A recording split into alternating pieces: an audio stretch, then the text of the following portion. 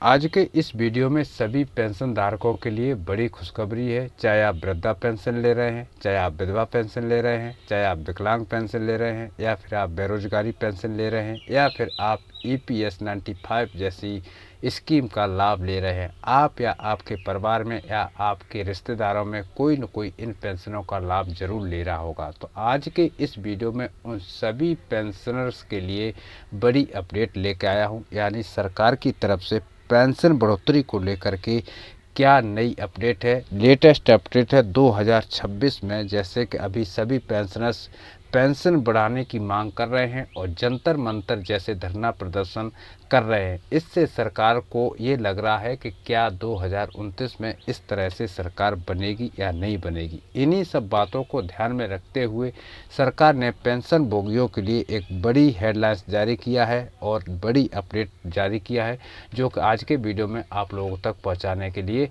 हाजिर हूँ। साथियों, वीडियो में आगे बढ़ने से पहले आप सभी साथी भाइयों से अपील है कि इस वीडियो को अंत तक ज़रूर देखें, बिना स्किप किए हुए देखें।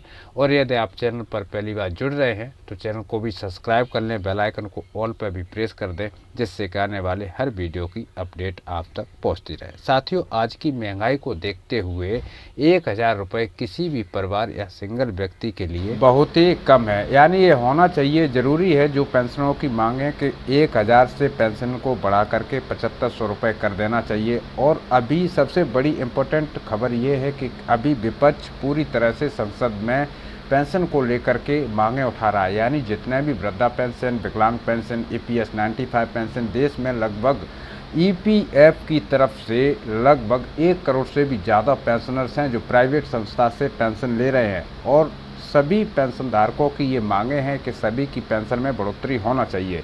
अगर विपक्ष इस पर जोर शोर से अगर मुद्दा उठा रहा है तो कहीं ना कहीं पेंशनों के लिए बड़ा फ़ायदा हो सकता है। और ये बड़ा फ़ायदा अगर सरकार लागू करती है तो 2026 से ही सरकार को मानना पड़ेगा। यानी अगर बात करूं EPS 95 की, तो EPS 95 की पॉलिसी 1995 में लागू हुई थी। 1995 के बाद इस पेंशन में लगभग 3 बार अभी तक संशोधन हुए हैं, जबकि हर 5 साल बाद अन्य कर्मचारी और पेंशन धारकों की पेंशन में और सैलरी में संशोधन होता है। जैसे कि 8वां वेतन आयोग हर 10 साल में एक बार होता है, उसी तरह से पेंशन संशोधन केंद्रीय कर्मचारी, सेंट्रल गवर्नमेंट एम्प्लॉय और जो स्टेट गवर्नमेंट के एम्प्लॉयर हैं, इनकी पेंशन संशोधन में लगभग हर 5 साल बाद एक बार होता है। तो EPS 95 जैसी पेंशन जो है उनमें आखिरकार संशोधन क्यों नहीं है? विपक्ष इस पर जोर शोर से मुद्दा उठा रहा है और उम्मीद की जा रही है कि EPS 95 की जो पेंशन धारक हैं उनके लिए भी बड़ी खुशखबरी हो सकती है। रक्षा मंत्रालय से क्या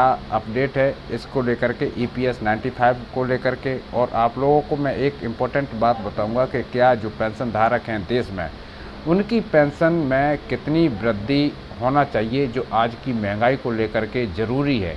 1000 रुपये का अगर बात करूं तो एक परिवार के लिए एक दिन का खाना नहीं आता है। 1000 रुपये से फिर एक महीना वो कैसे अपना गुजारा करते हैं।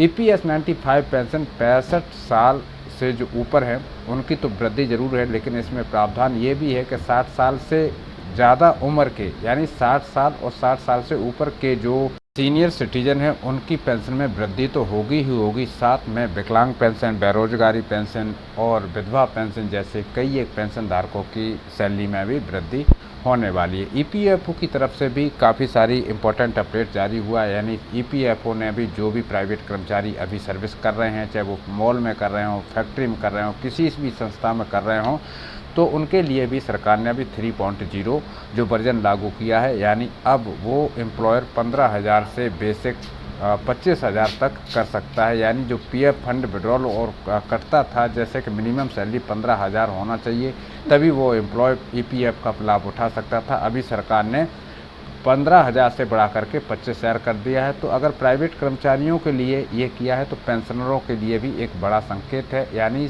जो आपकी पेंशन संशोधन की मांग है, ये निश्चित है कि पेंशन संशोधन होगा और जितने भी पेंशन धारक देश में हैं उनकी पेंशन में बढ़ोतरी होगी।